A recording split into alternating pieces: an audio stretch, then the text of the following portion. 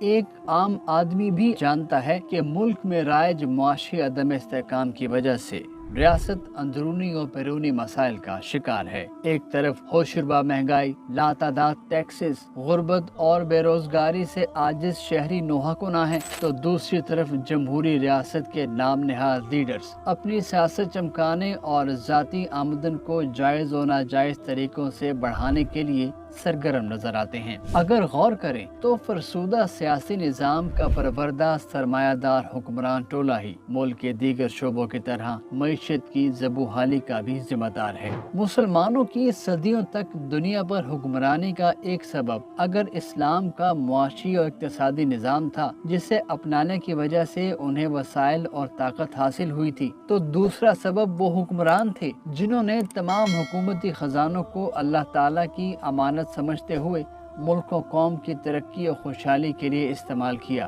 خلفائے راشدین اپنے گھریلو اخراجات پورے کرنے کے لیے بس اتنا وظیفہ وصول کرتے تھے جو سب سے کم آمدنی والے مزدور کی تنخواہ کے برابر ہوتا تھا۔ آج سے 1400 سال پیشتر اسلام نے سودی کاروبار کو اللہ اور اس کے رسول صلی اللہ علیہ وآلہ وسلم کے خلاف اعلان جنگ قرار دے دیا تھا، لیکن افسوس کہ کلمہ طیبہ کے نام پر بننے والے ملک پاکستان میں آج نجی اور سرکاری سطح پر سودی نظام رائج ہے۔ دراصل سودی معیشت اور سرمایہ دارانہ نظام کا چولی دامن کا ساتھ ہے، اور یہ دونوں نام نہاد جمہوریت کے راستے ملک و قوم پر اپنا تسلط قائم کر کے بین الاقوامی ساہوکاروں کے ایجنڈے کی تکمیل میں ہتھیار کا کام کرتے ہیں۔ وطن عزیز پاکستان میں بھی سودی معیشت کے خاتمے میں یہی بیرونی طاقتیں اور ان کے لیے کام کرنے والا سرمایہ دار حکمران طبقہ ہی سب سے بڑی رکاوٹ ہے۔ بطور مسلمان ہمارا یقین ہے کہ عوام کی فلاح و بہبود،